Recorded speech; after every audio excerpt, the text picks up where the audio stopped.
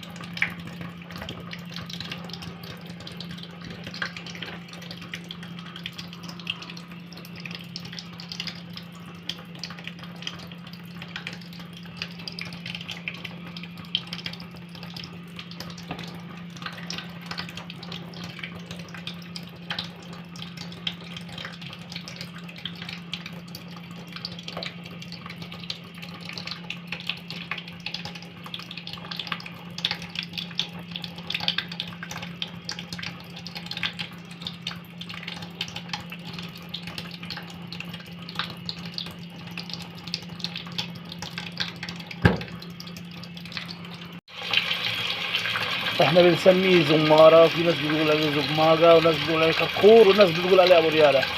هو مسيطر على النيل الأيام دي، وبياكل بشراهة، بياكل أي طعم يشوفه.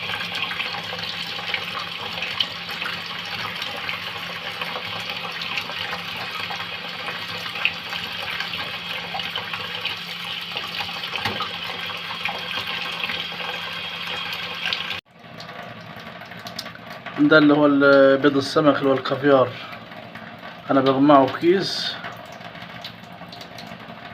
ممتاز. للآن يمكن جمعت حوالي نص كيلو. كل صرحة زي كده بطلع منها الكافيار، مش كله طبعا في كافيار، اللي هي الإناث بس.